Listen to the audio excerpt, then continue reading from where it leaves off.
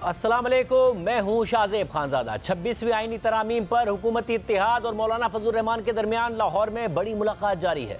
नवाज शरीफ के इशाइये में शरीक होने के लिए आज पहले सदर आसिफ अली जरदारी पहुंचे, फिर मौलाना फजलुर रहमान अपने वफ्द के साथ पहुंचे, बिलावल भुट्टो जरदारी भी इशाइये के लिए पहुंचे, जबकि वज़ीर आज़म शहबाज शरीफ ने नवाज शरीफ के हमरा मेहमानों का इस्तकबाल किया। इशाइये में तफाक़ राय होने के बाद कल ही ये तरामीम पार्लियामेंट के दोनों ऐवानों में पेश किए जाने का इम्कान है। गुज़िश्ता रोज़ कराची में मौलाना फजलुर रहमान ने पीपल्स पार्टी के चेयरमैन बिलावल भुट्टो जरदारी से मुलाकात की थी, जिसके लिए के बाद उन्होंने ये ऐलान कर दिया था कि उनका हुकूमत के साथ आईनी तरामीम के मुसविदे पर इत्तफाक हो गया है। और इसके बाद पाकिस्तान तहरीक इंसाफ, जिसे मौलाना से बहुत उम्मीद थी और वो बार बार मौलाना की तारीफ़ें कर रही थी, अचानक मायूस हो गई है। ताहम इस मुलाकात के बाद आज मौलाना फजलुर रहमान, बिलावल भुट्टो जरदारी, सदर ममलिकत आसिफ अली जरदारी और वज़ीर आज़म शहबाज शरीफ ने लाहौर में नून लीग के सदर नवाज शरीफ के इशाइये में शिरकत की है, जो अभी भी जारी है। इसके बाद क्या ऐलान होता है वो देखा जाएगा। इससे पहले आज आईनी तरामीम पर पार्लियामेंट की खुसूसी कमेटी का इजलास भी हुआ, जिसमें अरकान ने नून लीग, पीपल्स पार्टी, JUI और ANP के मुजवज़ा ड्राफ्ट यकजा कर लिए हैं। और अब खुसूसी कमेटी का इजलास कल दोपहर 11:30 बजे दोबारा होगा। चेयरमैन कमेटी खुर्शीद शाह ने जियो न्यूज़ से गुफ्तगू करते हुए कहा कि BNP और बलोचिस्तान अवामी पार्टी ने भी अपने मुसविदे दिए हैं और खुसूसी कमेटी ने आज चारों जमातों के मुसविदों को यकजा कर दिया है। खुर्शीद शाह ने कहा कि PTI के चीफ व्हिप आमिर डोगर ने राब्ता किया और इजलास मुलतवी करने का कहा। आमिर डोगर ने कहा कि हम आईनी तरमीम पर आज अपना इजलास कर रहे हैं, एक दिन दे दिया जाए, जिसके बाद खुसूसी कमेटी का इजलास PTI की दरख्वास्त पर कल तक मुलतवी कर दिया गया है। गुज़िश्ता रोज़ बिलावल भुट्टो जरदारी से तवील मुलाकात के बाद मौलाना फजलुर रहमान ने कहा था कि पीपल्स पार्टी और JUI का एक मुसविदे पर इत्तफाक हो गया है। PTI से मेरा राब्ता है, अब उनसे भी मिलूंगा। तवील बहस तमहीज़ के बाद मैं इतना तो कह सकता हूँ कि हम दो पार्टियों का ड्राफ्ट पर इत्तिफाक हो गया है। कल मियां नवाज शरीफ साहब से भी मुलाकात करनी है और हम ये चाहेंगे कि उनका भी इत्तिफाक राय हासिल किया जा सके। फिर इस्लामाबाद में PTI की क़यादत से भी मुलाकात करूँगा, उनके साथ में मेरा राब्ता है और हमारी ये कोशिश होगी इस बिल में इस तरह का इत्तिफाक राय पैदा किया जाए कि उसे एक मुत्तफ़क़ा आईनी तरमीम समझा जाए।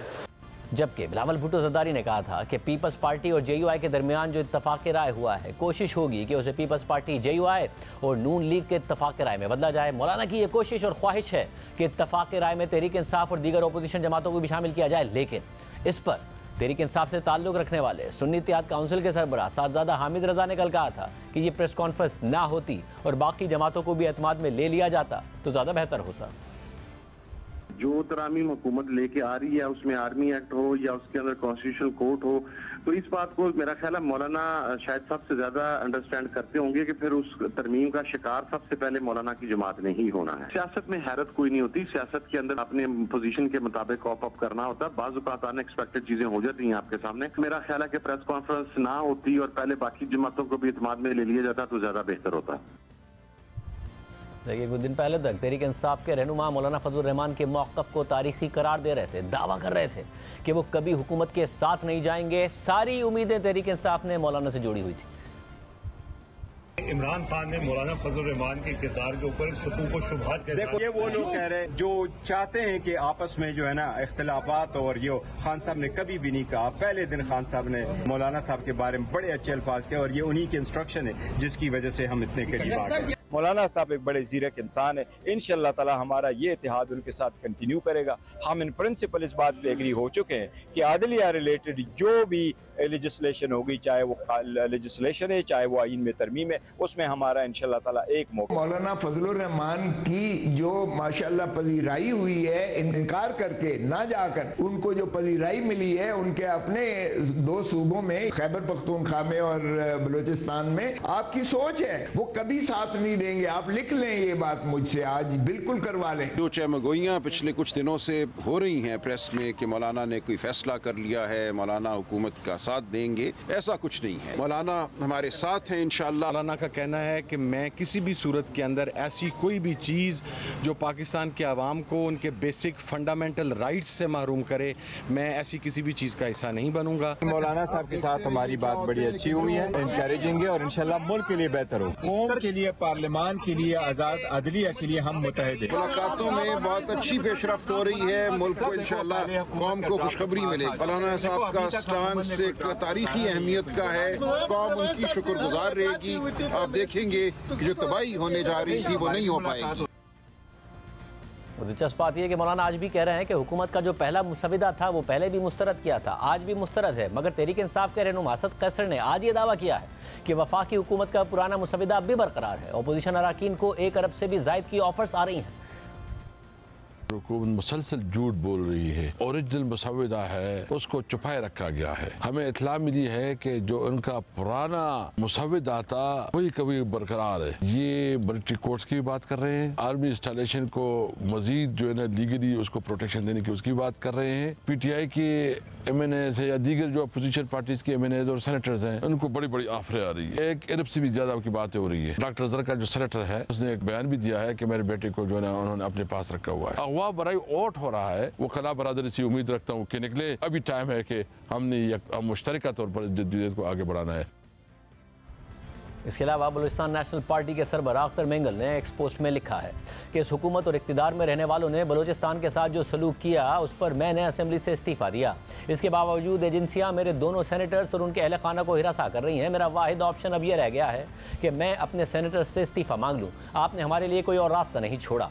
एक तरफ ये सूरत हाल है और दूसरी तरफ कुछ दिन पहले अडियाला जेल में कैदियों से मुलाकातों पर लगने वाली पाबंदियों के बाद से PTI मजीद अंदरूनी इख्तलाफात और तनाज़ात में फंसती जा रही है। पार्टी इजलासों में क़यादत आपस में उलझती नजर आ रही है। पार्टी रहनुमाओं के एक दूसरे के बरखिलाफ मौक़िफ़ सामने आ रहे हैं। सोशल मीडिया पर पार्टी क़यादत की अपने ही रहनुमाओं और कारकुनों की तरफ से ट्रोलिंग भी हो रही है, कराई भी जा रही है। साथ ही पार्टी की कुछ अहम रहनुमा एहतजाज से मुताल्लिक पार्टी की हिकमत अमली पर सवालात उठाते हुए मुबहम अंदाज में कारकुनों को खुद ही एहतजाज के लिए बाहर निकलने की तरगीब दे रहे हैं और इमरान खान तक रसाई ना होने की वजह से यह तनाज़ा उलझता ही चला जा रहा है। खुद इमरान खान की सेहत से मुताल्लिक भी पार्टी एक पेज पर नहीं है। पहले 15 अक्टूबर को SCO कॉन्फ्रेंस के पहले दिन एहतजाज करने के मामले पर इख्तलाफात सामने आए।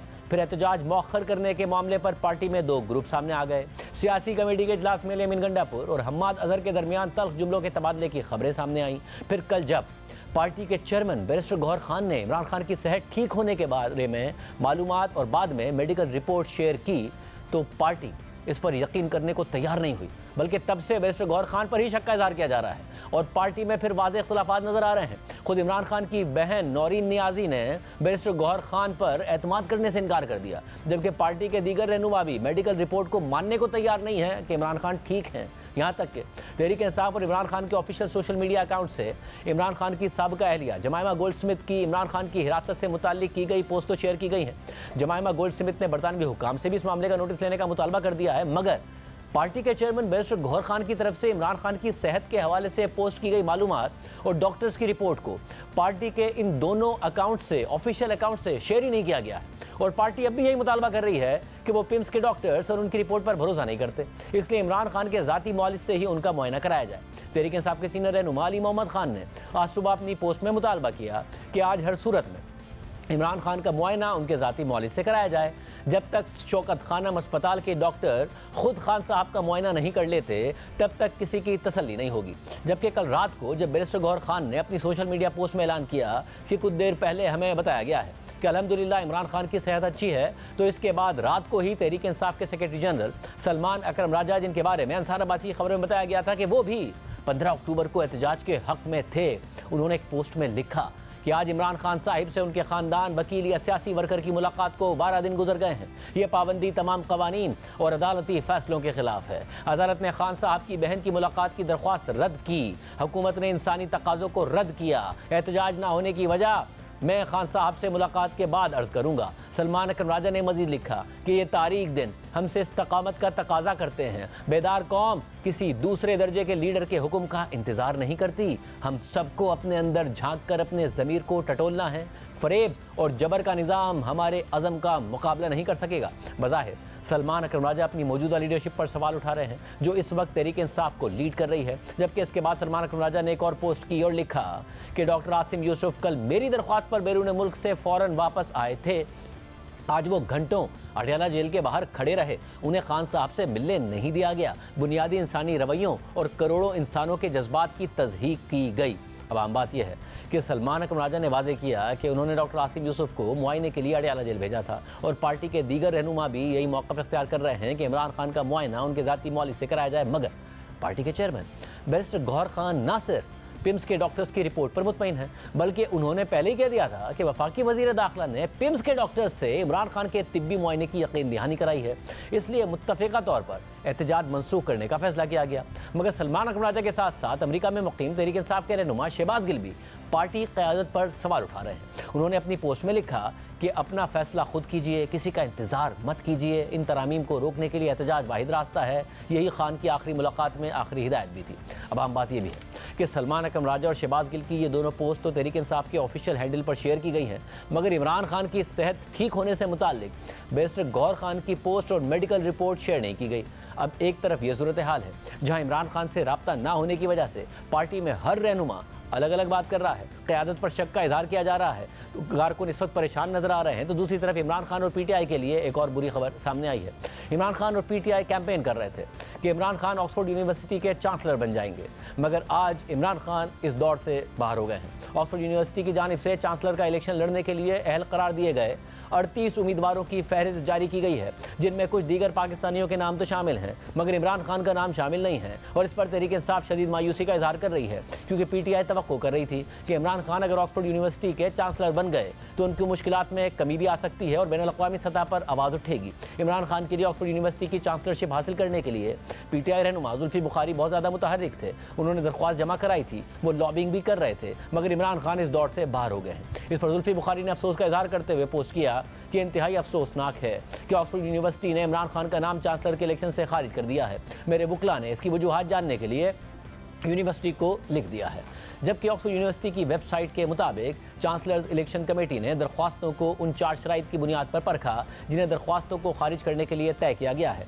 इसके बाद तमाम उम्मीदवारों को आगाह किया गया कि उनकी दरख्वास्तें मंजूर हुई हैं या नहीं। यूनिवर्सिटी की वेबसाइट के मुताबिक 28 अक्टूबर से शुरू होने वाले पहले हफ्ते में ऑनलाइन वोटिंग का पहला राउंड होगा, जिसमें वोटर्स जितने चाहें उम्मीदवारों को रैंक करेंगे। फिर 4 नवंबर से शुरू होने वाले हफ्ते में टॉप 5 उम्मीदवारों का ऐलान किया जाएगा और ये उम्मीदवार वोटिंग के दूसरे राउंड में पहुंच जाएंगे, जो 18 नवंबर को शुरू होने वाले हफ्ते में होगी, जिसके बाद 25 नवंबर को शुरू होने वाले हफ्ते में ऑक्सफोर्ड यूनिवर्सिटी के चांसलर का ऐलान कर दिया जाएगा। नए आने वाले चांसलर के ओहदे की मुद्दत 10 साल तक की फिक्स टर्म से ज्यादा नहीं होगी।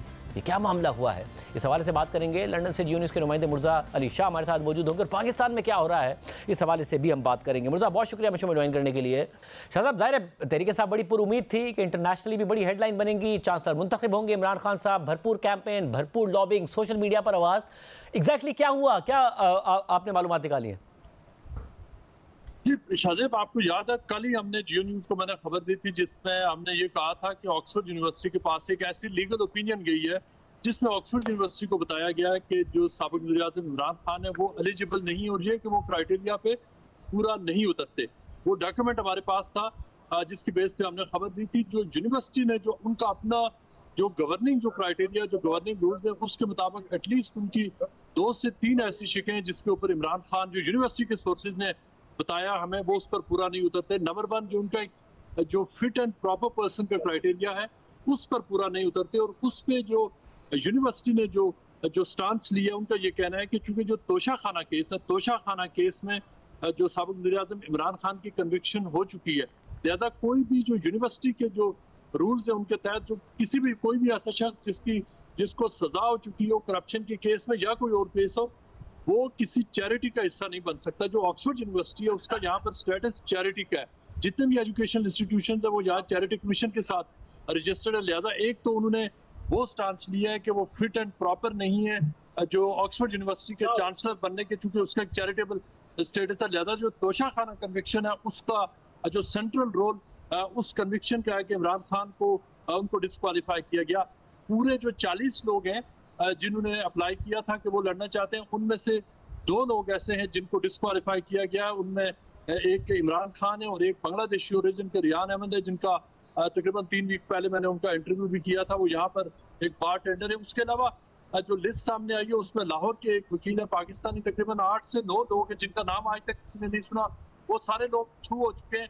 2 राउंड होंगे। जो पहला राउंड होगा उसमें जो 38 लोग हैं, उसके बाद जो फाइनल राउंड होगा उसमें 5 लोग होंगे। जो दूसरा क्राइटेरिया शाहजेब, वो यूनिवर्सिटी ने ये असेसमेंट की है कि क्या अगर इमरान खान होते हैं तो वो कोई भी शख्स जो पॉलिटिकली जो एस्पायर करता हो, जिसको जो लेजिस्लेटिव असेंबली, जो कानून साज असेंबली का या तो मेंबर हो या बनना चाहता हो, वो उसको भी वो डिस्क्वालीफाई कर रहे हैं कि जो एक्टिव किसी लेजिस्लेटिव असेंबली का मेंबर हो। अब मैं थोड़ा सा आपको अगर ये एक्सप्लेन करूं कि बहुत बड़े हाई प्रोफाइल नाम जिनके नाम थ्रू हुए, उसमें लॉर्ड पीटर मेंडलसन है जो लेबर पार्टी के जो हाउस ऑफ लॉर्ड्स के मेंबर हैं, लॉर्ड विलियम हेग है जो एक्स फॉरेन सेक्रेटरी रह चुके हैं, और इस तरह जो पिछली हुकूमत में 2-3 मिनिस्टर्स हैं उनके नाम थ्रू हुए।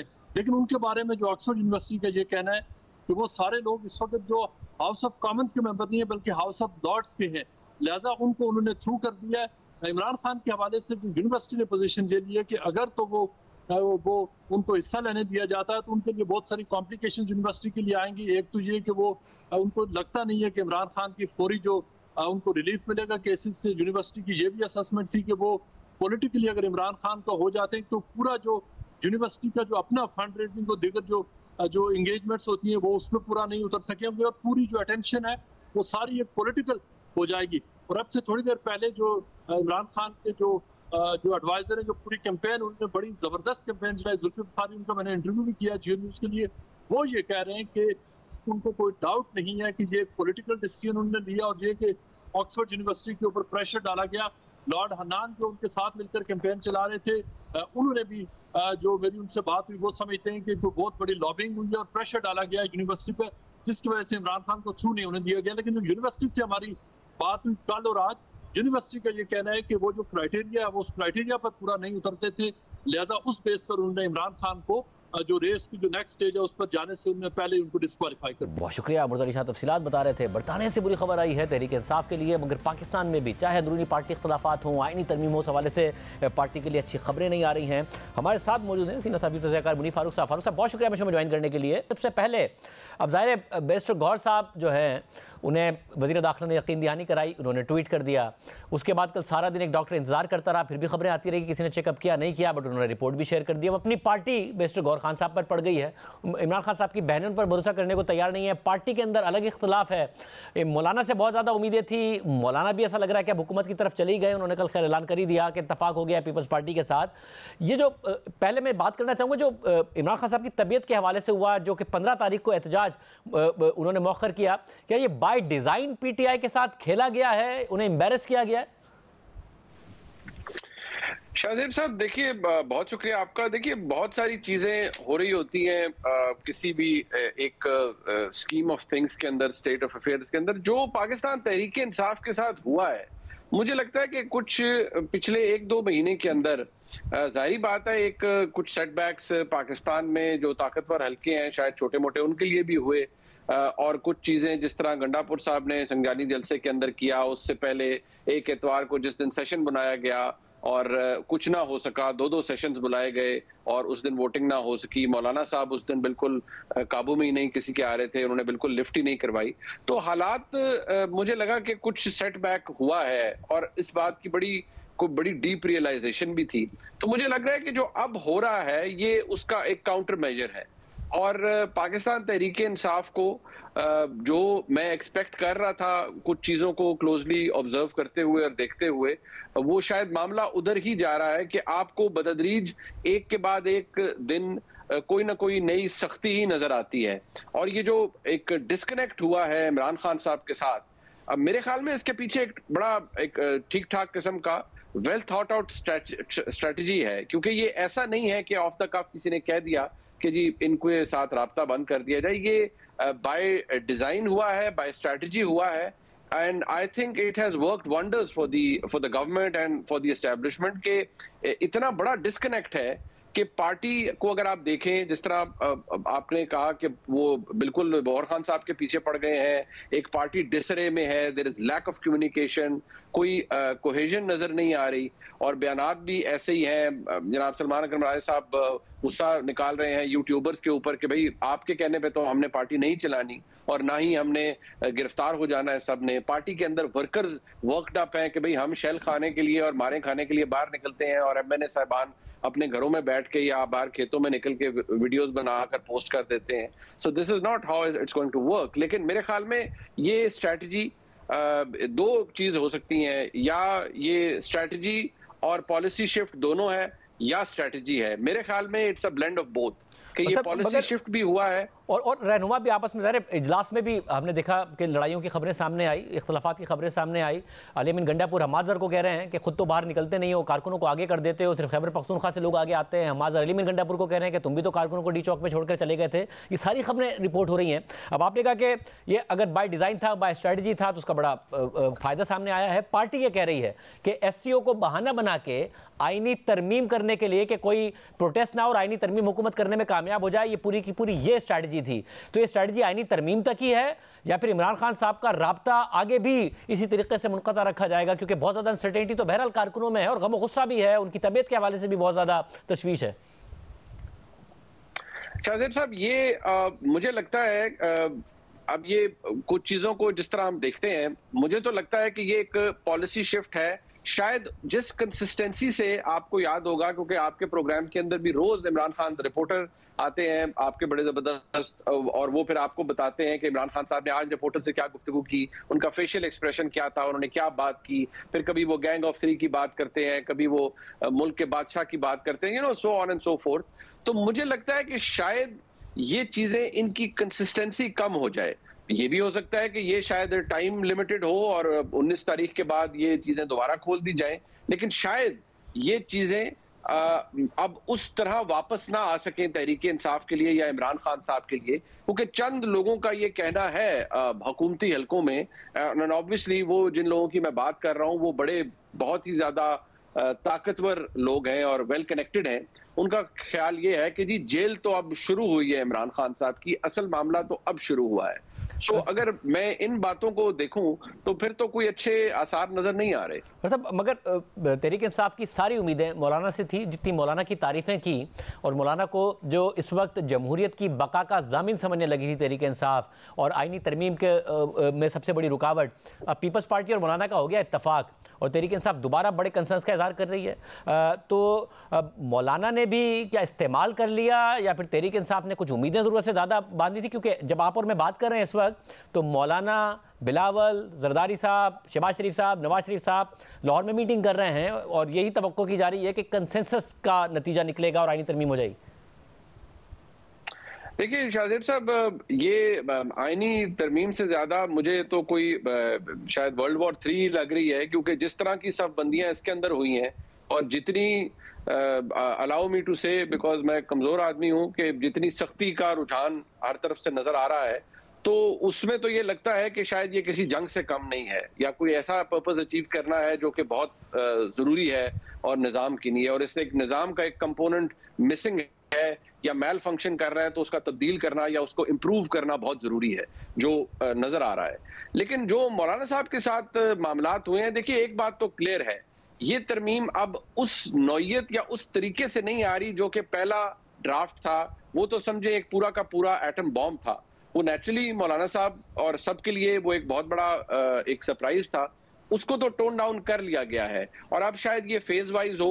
मुमकिन है कि ये आईनी अदालत और जजेस अपॉइंटमेंट का जो तरीका है ये शायद उसके करीब करीब हो और बाकी चीजों को जरा फेज 2 में रखा जाए, 3 में रखा जाए, क्योंकि दिस इज कंसिडर्ड कि ये एक पैरामाउंट इंपॉर्टेंस की चीज है कि आईनी अदालत बने और जजेस अपॉइंटमेंट का तरीका बने। ये खबर कुछ इस लिहाज से आ रही है, और जो आईनी अदालत के पहले सरबराह की तैनाती है, शायद वो भी, क्योंकि उसमें भी आपको याद होगा अगर आपने उसका जायजा लिया था, तो वो टाइम वो एक उसके साथ सनसेट क्लॉज लगा दिया था कि पहले आईनी अदालत के चीफ जस्टिस का जो अपॉइंटमेंट है वो सदर करेंगे on advice of the prime minister.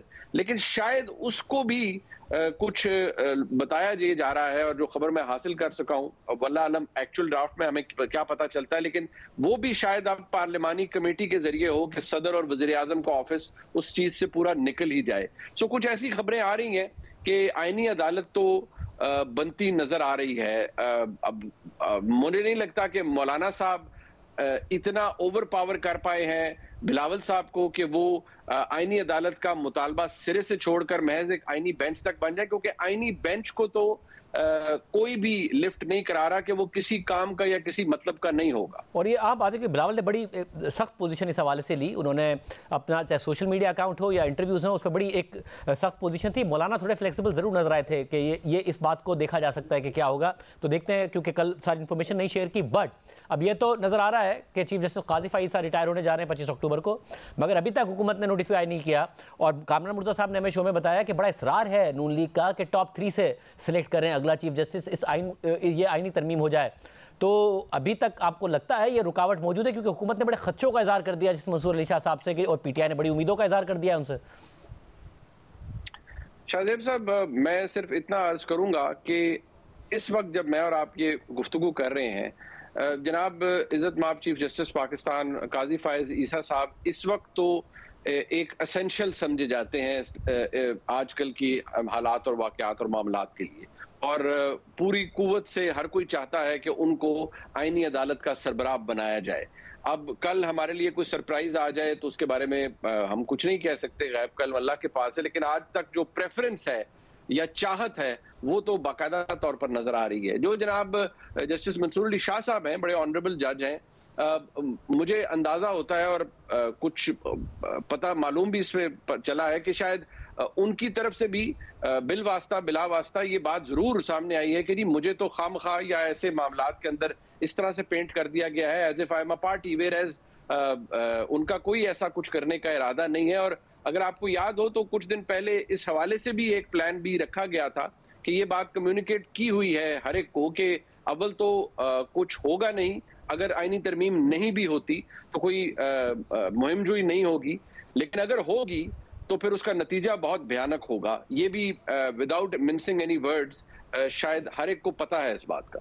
बहुत शुक्रिया। मुनीर फारूक इस हवाले से तफसीलात बता रहे थे। इजलास अभी भी जारी है, जैसे ही लाहौर से कोई फैसला सामने आता है इस मुलाकात का वो भी हम आपके सामने रखेंगे। इसके अलावा आज एक अहम प्रेस कॉन्फ्रेंस की मरीम नवाज साहिबा ने बहुत दिनों से एक खबर थी, उस खबर को झूठ करार दिया और झूठ करार देते हुए कार्रवाई का ऐलान किया। कार्रवाई शुरू भी कर दी है। क्या तफसीलात हैं, क्या मामलात हैं, क्योंकि तालिब इल्मों में बहुत ज़्यादा बेचैनी थी, एहतजाज भी हो रहा था, उन्होंने एहतजाज के हवाले से भी कुछ तफसीलात सामने रखी। आपके सामने तफसीलात रखेंगे एक ब्रेक के बाद।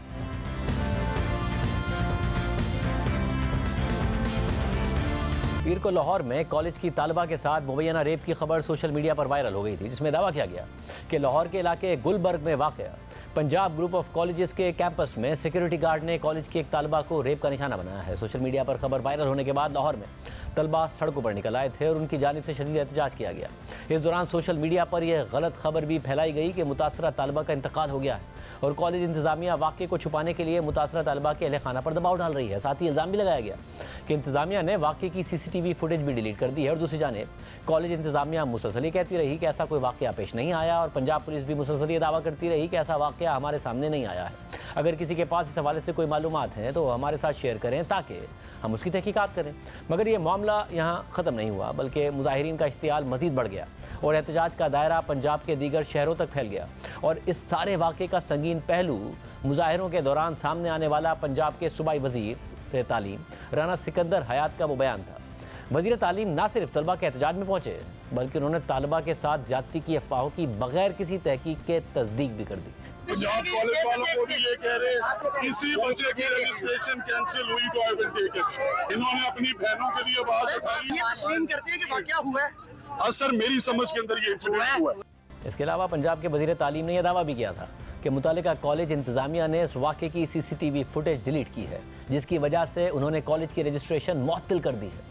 प्रिंसिपल ने पहले वीडियो एविडेंस डिलीट की, फिर उसके बाद यहाँ के कैमरास ऑफ किए गए। उसके बाद वो जो बच्चियां हैं उनकी जो ये एक्टिविटी हुई उसके अगेंस्ट उनकी कोऑर्डिनेटर्स की, प्रिंसिपल्स के वीडियो ऑडियो मैसेजेस हैं इन बच्चों के। तो ना सिर्फ बेशक कोई इदारा जितना भी हो, हमने ये इंश्योर करना है कि हमारी बेटियां कॉलेजेस में सेफ हैं। ना सिर्फ ये कि मैं इनसे ये वादा कर रहा हूँ कि हम उन्हें उल्टा टंग, ऑलरेडी सुबह हमने रजिस्ट्रेशन इसकी सस्पेंड कर दी है कि अगर ये क्राइम इन्होंने कमिट किया है तो फिर हमें बच्चों को प्रोटेक्ट करते हुए उनकी सारी रजिस्ट्रेशन कैंसिल।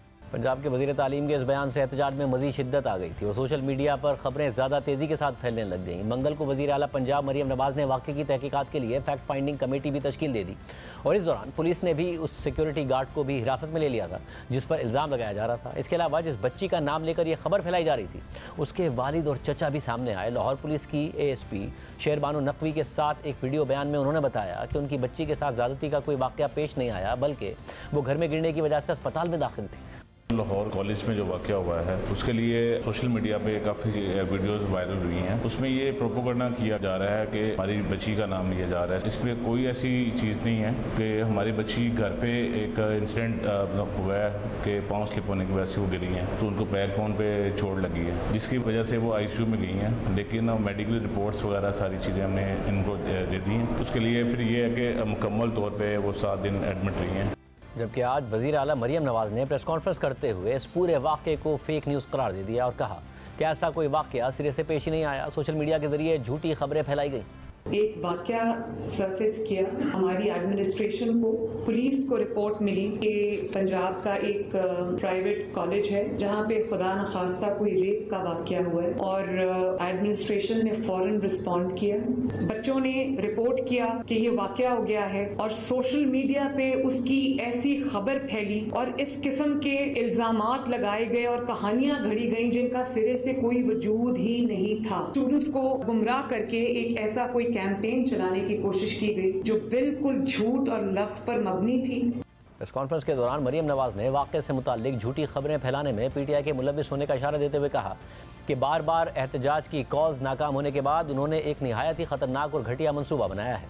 पंजाब हुकूमत इस वाक़े की जाली खबरें फैलाने वालों के खिलाफ कार्रवाई करेगी। बार बार ये जो प्रोटेस्ट की कॉल्स दी जाती हैं, जलसों की कॉल्स दी जाती हैं, घेराव जलाओ इंतशार की कॉल्स दी जाती हैं, उनकी नाकामी के बाद अब एक बहुत ही घटिया और बहुत ही खतरनाक तरीन मंसूबा इन्होंने बनाया। उन्होंने एक ऐसी कहानी घड़ी और एक साजिश घड़ी जिसके हम बिल्कुल बॉटम तक हम गए हैं। हमने उसके माइन्यूटेस्ट डिटेल्स निकाले, बच्चों को इस्तेमाल किया है। इसलिए मैं समझती हूँ कि पंजाब हुकूमत को इसका मुद्दई होना चाहिए। FIA को एप्लीकेशन दे दी गई है। जो इन्वॉल्व है, चाहे उसका ताल्लुक मीडिया से हो या उसका ताल्लुक PTI से हो या उसका ताल्लुक जो चौधरी परवेज इलाही साहब की काफ लीग है, उनकी भी फैमिली इसमें बहुत एक्टिव है, जिससे उसका ताल्लुक हो उसको फौरन जो है उसको पकड़ा जाए, क्रैक डाउन किया जाए और जो लोग इसमें इन्वॉल्व है उनको सामने लाया जाए। जबकि मरियम नवाज ने पंजाब के वजीर तालीम की तरफ से बगैर तहकीक के पंजाब कॉलेज की रजिस्ट्रेशन मुअत्तल करने के फैसले को भी गलत करार दिया। मैं अपने एजुकेशन मिनिस्टर को भी मैंने कहा कि आपको वो मुअत्तल नहीं करनी चाहिए थी, उनको सस्पेंड नहीं करनी चाहिए थी, कोई एक्शन जब तक इन्वेस्टिगेशन ना हो एक्शन नहीं लेना चाहिए था। जबकि आज पंजाब के वजीर तालीम राना सिकंदर हयात ने वाक़े की तस्दीक के हवाले से दिए गए अपने बयान की भी तरदीद कर दी। जियो न्यूज़ से गुफ्तगू करते हुए उन्होंने कहा कि उनके बयान को गलत अंदाज में पेश किया गया है, लेकिन उन्होंने अपने पुराने बयान में साफ अल्फाज में कहा था कि उनकी समझ के मुताबिक ये वाक़या हुआ है।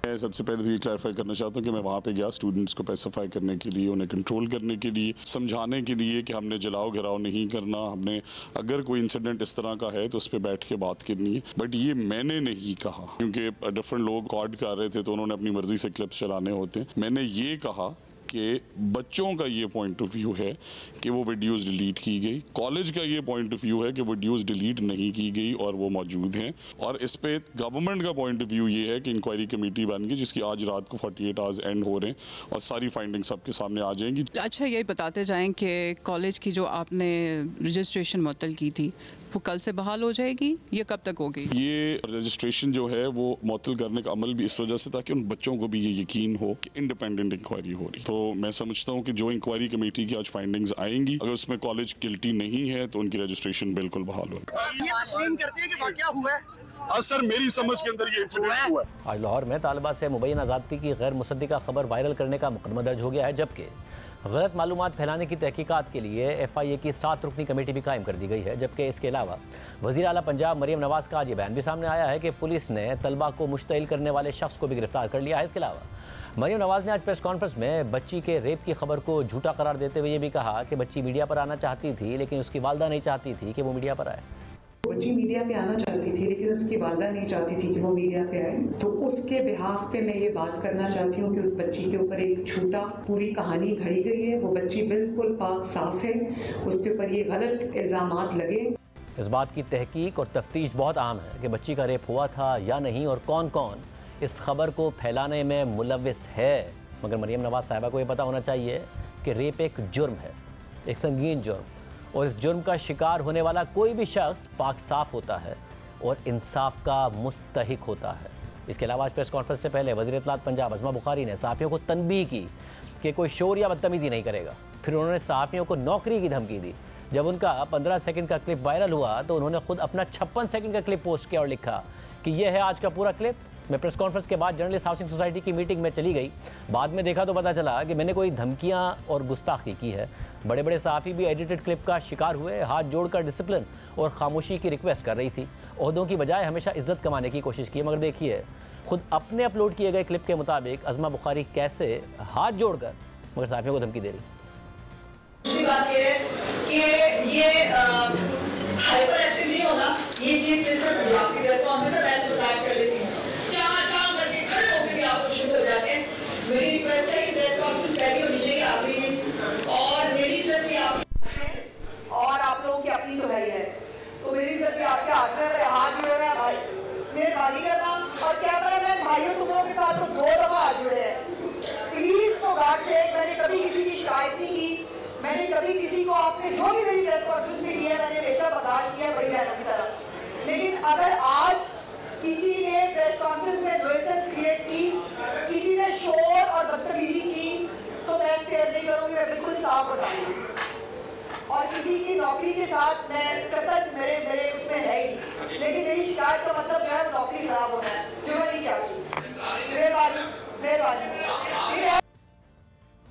अब हाथ जोड़कर करें या बुलंद आवाज़ में करें, आप तमीज़ से करें या बदतमीज़ी करके करें, आप होती कौन हैं सहाफ़ियों को नौकरी की धमकी देने वाली, ये कहने वाली कि आप उन्हें स्पेयर नहीं करेंगी, ये कहने वाली कि आपकी शिकायत का मतलब है कि उनकी नौकरी जा सकती है।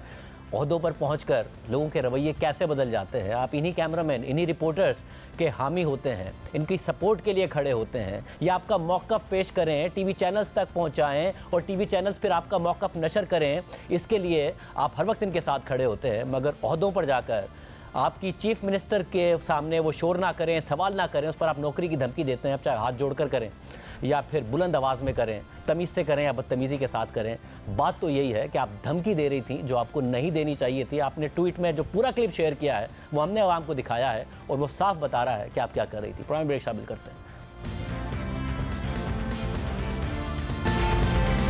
एक तरफ लाहौर में 26वें आईनी तरमीम के हवाले से इजलास हो रहा है। मियां नवाज शरीफ, शहबाज शरीफ, मौलाना फजल रहमान, बिलावल भुट्टो जरदारी इजलास में मौजूद हैं और दूसरी तरफ पीटीआई की सियासी कमेटी के इजलास का एलामिया सामने आ गया है, जिसके मुताबिक आइन में तरमीम के हुकूमती मंसूबे की भरपूर मज़ाहमत का फैसला किया गया है। आइन में तरमीम और इमरान खान को बदतरीन सलूक का निशाना बनाए जाने के खिलाफ जुमे को बुलगीर एहतजाज का ऐलान किया गया है। सियासी कमेटी की जानिब से अडियाला में कैद इमरान खान से रवा रखी जाने वाली ज्यादतियों की मजम्मत की गई है। एलामिया में इमरान खान के बुनियादी हुकूक की और उन तक अहले खाना, वकला और तहरीकी कायदीन की रसाई की फौरी बहाली का भी मुतालबा किया गया है। एलामिया के मुताबिक इजलास में पार्लिमान के दोनों ऐवानों में तरमीम का रास्ता रोकने के लिए भी हर मुमकिन कोशिश पर इत्तफाक किया गया है। सियासी कमेटी की जानिब से बानी चेयरमैन इमरान खान की बहनों अलीमा खानम और उज़मा खानम की फौरी रिहाई का मुतालबा किया गया। साथ ही इंतजार हुसैन पंजोता, आजम सवाती और तहरीक इंसाफ बलूचिस्तान के सदर समेत तमाम गिरफ्तार कायदीन, कारकुनान और अरकान पार्लिमान की फौरी रिहाई पर भी जोर दिया गया है। और दूसरी तरफ शंघाई ताउन तंजीम का 23वां सरबराही इजलास आज इस्लामाबाद में इख्तिताम पजीर हो गया है। ऐसे इजलास की खुशउस्लूबी से इनेकाद और तकमील में पाकिस्तान की कामयाबी का इस बात से अंदाजा लगाया जा सकता है कि इसमें शिरकत के लिए 4 जौहरी ममालिक के सरबराहान और नुमाइंदे, अक़वाम मुत्तहिदा की सलामती कौंसिल में वीटो का इख्तियार रखने वाले 5 में से 2 ममालिक समेत 8 इलाकाई मुल्कों के सरबराहान, नुमाइंदे और मंदूबीन ने शिरकत की। अहम इलाकाई तिजारती, खारजी और सिक्योरिटी के उमूर पर तबादला ख्याल किया गया। बाहिमी ताउन की यकीन दहानियाँ कराई गई। वज़ीर आज़म के इशाइये में शिरकत की और फिर आज वो सब वापस रवाना हो गए। 2015 में हार्ट ऑफ एशिया कॉन्फ्रेंस और फिर अगस्त में 2016 में सार्क ममालिक के वज़राए दाखिला के इजलास के बाद पाकिस्तान की जानिब से ये सबसे बड़ा इवेंट होस्ट किया गया है। इस इजलास में भारत की शिरकत भी काफ़ी अहमियत की हामिल रही। भारत ने अपनी नुमाइंदगी के लिए वज़ीर ख़ारजा जयशंकर को पाकिस्तान भेजा, जो आज इजलास ख़त्म होने के बाद वापस भारत रवाना हो गए। इस इजलास से पहले दोनों ममालिक की जानिब से वादे किया गया था कि SCO समिट के दौरान 2 तरफ़ा ताल्लुकात पर बातचीत नहीं होगी, ना ही दोनों ममालिक की इस इजलास की साइडलाइंस में कोई मुलाकात शेड्यूल थी। अलबत्ता आजुराने के दौरान भारतीय वज़ीर ख़ारजा जयशंकर और पाकिस्तान वज़ीर ख़ारजा इसहाक डार की सिटिंग साथ साथ थी और यूं दोनों के दरमियान बातचीत का आगाज़ हुआ। इस हवाले से एजाज सईद की खबर के मुताबिक दोनों के दरमियान गुफ्तगू का आगाज़ क्रिकेट के मौजू से हुआ। अगले साल फरवरी में पाकिस्तान में चैंपियंस ट्रॉफी मुनक़िद हो रही है और ज़राए के मुताबिक दोनों तरफ से इस बारे में बातचीत का आगाज़ कर दिया गया है। SCO इजलास से खिताब करते हुए वज़ीर आज़म शहबाज शरीफ ने अफगानिस्तान के बारे में कहा कि आलमी बिरादरी को अफगान सरजमीन का दहशतगर्दी के लिए इस्तेमाल रोकना होगा। अफगानिस्तान में इंसानी बुनियादों पर इमदाद पर तवज्जो देनी होगी, जबकि इसके अलावा SCO इजलास में रुकन ममालिक के दरमियान इख्तलाफात और तनाज़ात बातचीत से हल करने के अज़म का इयादा किया गया। एलामिया में कहा गया कि ताकत के इस्तेमाल की धमकी ना देने के उसूल आलमी ताल्लुकात की पायदार तरक्की की बुनियाद है। इस SCO इजलास में ज़रई ताउन के फ़रोग़ के प्रोग्राम की मंजूरी, ज़रई तिजारत में इजाफा, गुरबत के खात्मे और अवाम की फलाह और बहबूद बेहतर बनाने के लिए मज़ीद ताउन के फ़रोग़ पर जोर दिया गया। वज़ीर ख़ारजा इसहाक़ डार ने सेक्रेटरी जनरल SCO के साथ प्रेस कॉन्फ्रेंस में कहा कि SCO इजलास का एलामिया एक साल की मेहनत का नतीजा है। मुश्तरका एलामिया मईशत, तिजारत, कनेक्टिविटी और टेक्नोलॉजी समेत अहम इशूज़ का अहाता करता है। शंघाई ताउन तंजीम के रूल्स के मुताबिक इस इजलास में ममालिक अपने दो तरफा ताल्लुकात पर बातचीत नहीं करते। आज के इजलास में भारतीय वज़ीर ख़ारजा जयशंकर ने अपने खिताब में कहा कि एक दूसरे की इलाकाई सालमियत और ख़ुद मुख्तारी का एहतराम करना होगा। अगर बाहिमी एतमाद, अच्छी हमसायगी और दोस्ती में कमी है तो खुद एहतसाबी करनी चाहिए। जयशंकर ने मजीद कहा कि दहशतगर्दी, इंतहा पसंदी और अलहदगी पसंदी वो 3 बुराइयां हैं जिनके खिलाफ सख्त रवैया अख्तियार करने की ज़रूरत है। सरहद पार दहशतगर्दी, इंतहा पसंदी और अलहदगी पसंदी जारी रही तो तिजारत और अवामी राब्तों का फ़रोग़ मुश्किल हो जाएगा। जबकि पाकिस्तान से रवानगी के वक्त भारतीय वज़ीर ख़ारजा ने ट्वीट में वज़ीर आज़म शहबाज शरीफ और वज़ीर ख़ारजा इसहाक़ डार का शुक्रिया अदा करते हुए लिखा कि वज़ीर आज़म शहबाज शरीफ और डिप्टी वज़ीर आज़म और वज़ीर ख़ारजा इसहाक़ डार और हुकूमत पाकिस्तान का मेज़बानी के लिए शुक्रिया। आज के प्रोग्राम में इतना ही, दीजिए। अल्लाह।